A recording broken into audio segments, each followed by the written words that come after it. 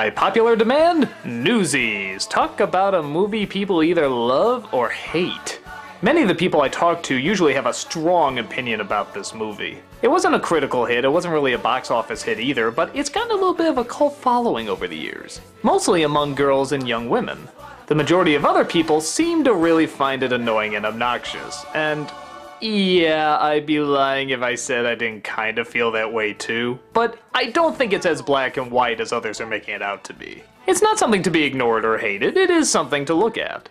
It's old down New York and a bunch of orphan boys. Okay, I'm not gonna talk like that, but did you notice how annoying that was? That's part of the problem with this movie. But anyway, a bunch of orphan boys get jobs as newsies. Kids that go around delivering papers, selling them, all that good stuff. They horse around, get in fights, they're just a bunch of little delinquents and lovable scamps that you can't help but question why they sing and spin.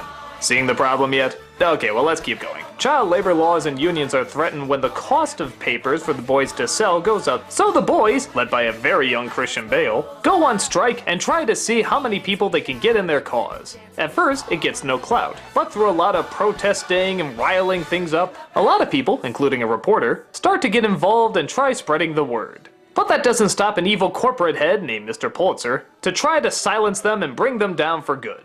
Will the strike finally get enough speed and change the world of newspapers as we know it? Do old-time New Yorkers suddenly dance to Alan Menken music? Well, okay, the answer to that second question is no. And as I said before, that's part of the problem, but not the entire problem, surprisingly.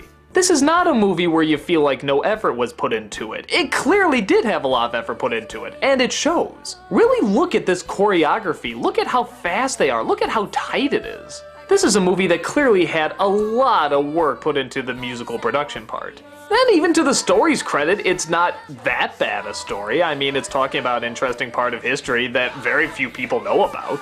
And even the actors aren't that bad. I mean, Christian Bale is a good lead and there's a lot of good support behind him. For the most part, but we'll get to that.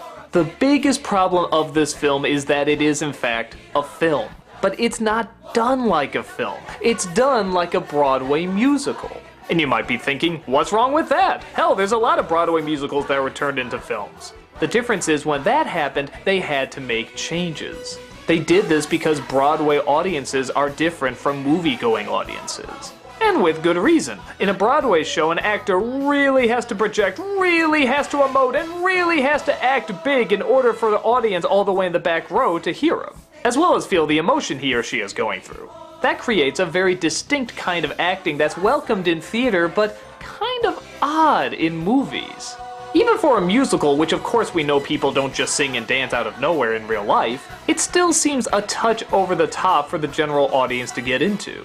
I find this ironic because Newsies is now being turned into a Broadway play, and that makes the most sense. I feel like that's where it belongs. But here, it's just kind of awkward, and it doesn't really suck you into the world that it's creating. Mostly because it hasn't created that much of a world. The city looks like a realistic city, the clothes look like realistic clothes. So when people sing and dance and talk this over the top, it doesn't fit. If they did something more similar to what Chicago did, where they really bring in the fantasy and the illusion and the surrealness of it, it might have had a better chance. But as is, the majority of the scenes are just waiting for the songs to come and go and not really express that much and be a little catchy. I mean, they're not awful songs, but they sort of have that typical Broadway sound that for a movie audience kind of creates a barrier for. In film, you can get close-ups, you can do zoom-ins, you can pan back, you can do all these cool tricks with the camera, but everything is shot at a distance. Again, like it's a Broadway show, and that's not what we're watching. So, the over-the-top songs and over-the-top acting would work if it was in an over-the-top environment, but it's not. It's trying to make it look like a historical-looking New York of the past. And if you don't want to see a movie and instead want to see a Broadway show that has a touch of a cinematic look, then you'll like this movie fine. I think that's why so many girls and young women do get into it. Many are Broadway fans. But if you're looking for a better balance, say like what Fiddler on the Roof did, this one relishes its over-the-top feel-good attitude a little too much and comes off unbelievably corny. So I do kind of feel bad for not liking the film because it's very clear that people worked very hard on it. The music's not bad music, the dancing is good, and for what the actors were told to do, they do it fine. It's just in the wrong medium. And I think those filters really can get in the way for some people. So yeah, I did find it annoying and obnoxious, and I did want to fast forward through a lot of the scenes, but I know there is an audience for this that can get into that kind of acting and that wonderful dancing and so on and so forth. It's just not me.